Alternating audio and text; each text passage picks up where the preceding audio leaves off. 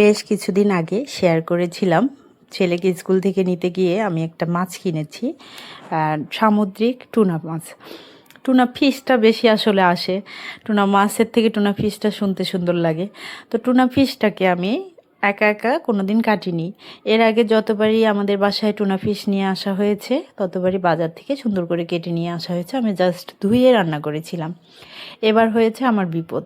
Tuna মাছের যে কাঁটাগুলো, এগুলো যে এত বেশি শক্ত আমি তো জানতাম না। আমি বটি, তারপর সিজার সব কিছু দিয়ে চেষ্টা করে খুব কষ্ট করে কেটে ফেলেছি। বাট বিপত্তি ঘটেছে গিয়ে মাথা আর লেজ আমি কোনোভাবেই ডিভাইড করতে পারিনি। অন্যান্য অংশগুলো কোনো রকম এবড়ো থেবড়ো করে কেটে নিয়েছি। মাছ কিন্তু কাটতে পারি না তা নয়, মাছ কিন্তু আমি কাটতে পারি, বাট টুনা ফিশ কাটতে গিয়ে আমি একটু মনে হয়েছে যে এটা প্রফেশনাল কাজ।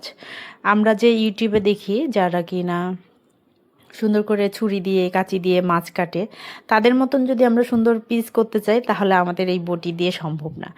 যাই হোক, খুব কষ্ট করে মাছটা কেটেছি, কিন্তু টাটকা টাটকা রান্না করতে পারিনি, সেটা রান্না করেছি আরেক দিন। আর এই মাছ রান্নার জন্য কিভাবে রান্না করতে হয় এটা অনেক আপুই আমাকে জিজ্ঞাসা করেছেন। জানি না আমার রান্না আপনাদের কি দেখে ভালো লাগে, তবু অনেকেই প্রশংসা করেন, আমার খুব ভালো লাগে।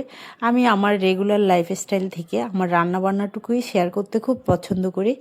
আমি মনে করি যে এটুকু আমাদের রিফ্রেশমেন্ট, আমাদের ভালো লাগা, আর অনেকের কাছে মনে হয় যে টুকটাক একটু শেখারও বিষয়।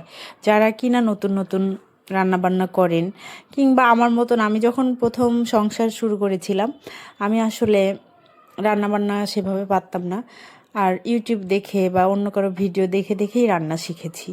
সবারই মনে হয় সেই অবস্থা।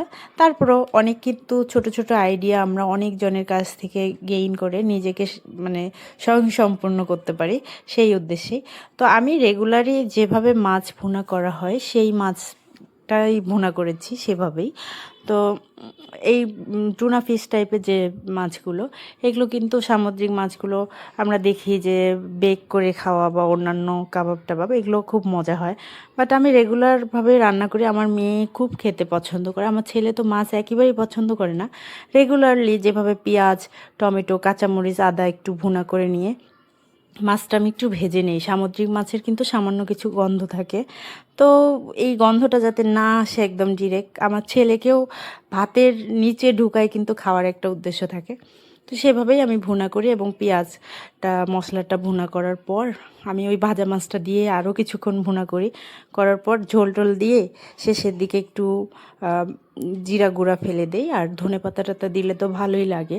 বাঙালি স্টাইলে আর কি, বাঙালি স্টাইলেই রান্না করি, আমার কাছে খুব ভালো লাগে। আর এই যে টুনা ফিশটা, এটার কিন্তু ফ্লেভারটা একদম আমার কাছে ইলিশ মাছের মতো লাগে।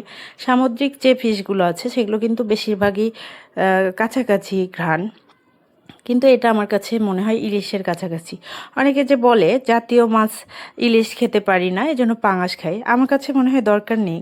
একটু সামুদ্রিক মাছ কিনে খেলে আমাদের কিন্তু স্বাস্থ্যের জন্য খারাপ না।